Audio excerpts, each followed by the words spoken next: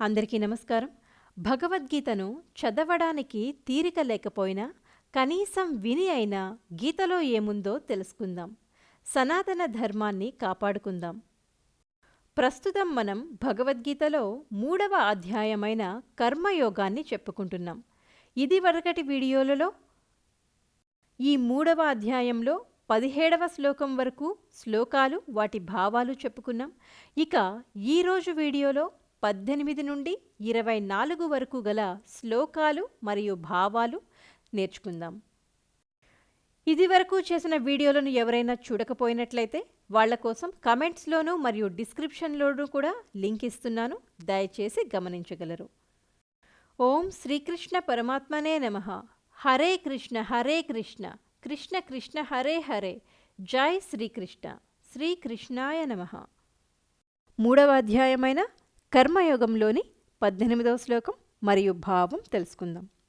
నైవ తస్య కృతేనార్థో నాకృతేనేహ కశ్చన నచాస్య సర్వభూతేషు కశ్చిదర్థవ్యపాశ్రయః.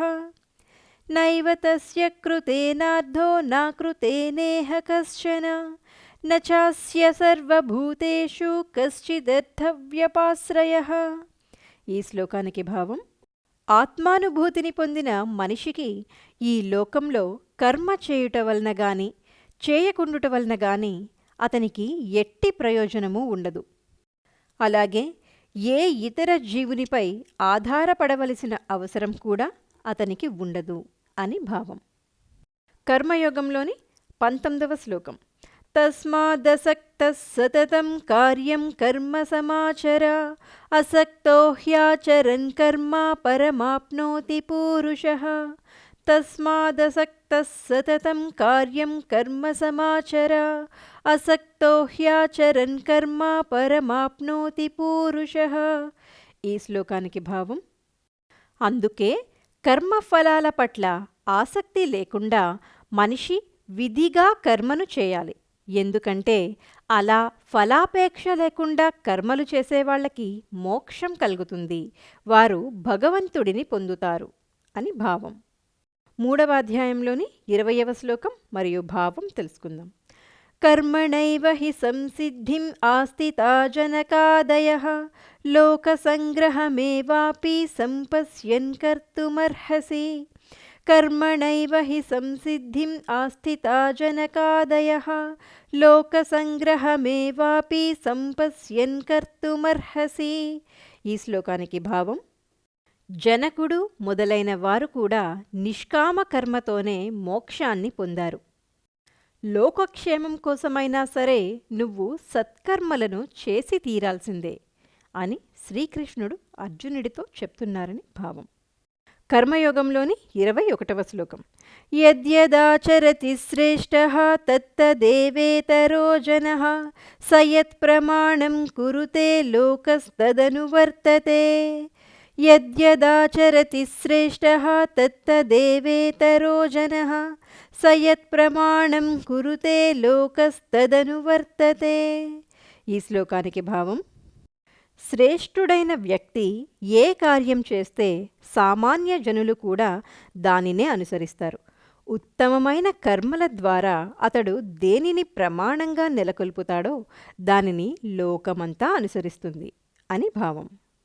ఇప్పుడు 22వ శ్లోకం మరియు భావం తెలుసుకుందాం. నమే పార్థాస్తి కర్తవ్యం త్రిషు లోకేషు కించన నానవాప్తమవాప్తవ్యం వర్త ఏవ చ కర్మణి. నమే పార్థాస్తి కర్తవ్యం త్రిషు లోకేషు కించన నానవాప్తమవాప్తవ్యం వర్త ఏవ చ కర్మణి. ఈ శ్లోకానికి భావం: పార్థ, ముల్లోకాలలోనూ కూడా నాకు విధించబడిన కర్మ ఏదీ లేదు, నేను కోరుకునేది కూడా ఏదీ లేదు, దేనిని పొందవలసిన అవసరమూ లేదు. అయినా కూడా లోక వ్యవహారాలన్నిటినీ నిత్యము నేను నిర్వహిస్తూనే ఉన్నాను అని శ్రీకృష్ణ భగవానుడు చెప్తున్నారని భావం. ఇప్పుడు 23వ శ్లోకం మరియు భావం తెలుసుకుందాం. ఇక్కడొక చిన్న గమనిక. యది హ్యహం న వర్తేయం, యా పక్కన సున్నా పడలేదు, దయచేసి గమనించగలరు. 23వ శ్లోకం. యది హ్యహం న వర్తేయం జాతు కర్మణ్యతంద్రితః మమ వర్తానువర్తంతే మనుష్యాః పార్థ సర్వసః. యది హ్యహం న వర్తేయ జాతు కర్మణ్యతంద్రితః మమ వర్తానువర్తంతే మనుష్యాః పార్థ సర్వసః. ఈ శ్లోకానికి భావం: పార్థ, ఎందుకంటే ఒకవేళ నేను విద్యుక్త కర్మలను జాగ్రత్తగా చేయడంలో, ఇక్కడ విద్యుక్త కర్మలు అంటే నిరంతరం చేసే కర్మలు అని అర్థం వస్తుంది. విద్యుక్త కర్మలను జాగ్రత్తగా చేయడంలో ఎప్పుడైనా విఫలుడనైతే నిక్కముగా మనుష్యులందరూ నా మార్గాన్నే అనుసరిస్తారు, కర్మలు చెయ్యడం మానేస్తారు అని భావం. ఇప్పుడు 24వ శ్లోకం మరియు భావం తెలుసుకుందాం. ఉత్సీదేయురిమే లోకా న కుర్యాం కర్మ చేదహం సంకరస్య చ కర్తాస్యాం ఉపహన్యామిమాః ప్రజాః. ఉత్సీదేయురిమే లోకా న కుర్యాం కర్మ చేదహం సంకరస్య చ కర్తాస్యాం ఉపహన్యామిమాః ప్రజాః. ఈ శ్లోకానికి భావం: నేను విధిపూర్వకమైన కర్మలను చేయకపోతే ఈ లోకాలన్నీ నాశనమవుతాయి. అంతేకాదు, లోకాలలో సాంకర్యము ఏర్పడుతుంది. అనవసరమైన ప్రజా సృష్టికి నేను కారణమైన వాడిని. ఆ విధంగా ప్రజలను చెడగొట్టినవాడిని, జీవులందరి శాంతిని నష్టపరిచినవాడిని అవుతాను. కనుక నా కర్మలను ఆచరించడం నేను ఎప్పటికీ మానకూడదు అని శ్రీకృష్ణ పరమాత్మ అర్జునుడితో చెప్తున్నారని భావం. ఇక ఈరోజు వీడియోలో మనం 18వ శ్లోకం నుండి 24వ శ్లోకం వరకు గల శ్లోకాలు మరియు భావాలు నేర్చుకున్నాం కదా. మరి ఇప్పుడు కేవలం భావాలను మాత్రమే మరొక్కసారి చెప్పుకొని ఈ భాగాన్ని ముగిద్దాం. 3వ అధ్యాయంలోని 18 నుండి 24వ శ్లోకం వరకు గల భావాలు: ఆత్మానుభూతిని పొందిన మనిషికి ఈ లోకంలో కర్మలు చేయడం వలన గాని మానడం వలన గాని ప్రయోజనం లేదు. అదేవిధంగా ఏ ఇతర జీవునిపై ఆధారపడవలసిన అవసరం కూడా అతనికి ఉండదు. అందుకే కర్మఫలాల పట్ల ఆసక్తి లేకుండా మనిషి విధిగా కర్మను చేయాలి. ఎందుకంటే అలా ఫలాపేక్ష లేకుండా కర్మలు చేసేవాళ్లకి మోక్షం కలుగుతుంది. జనకుడు మొదలైన రాజులు కేవలం నిష్కామ కర్మలను చేయడం ద్వారానే మోక్షాన్ని పొందారు.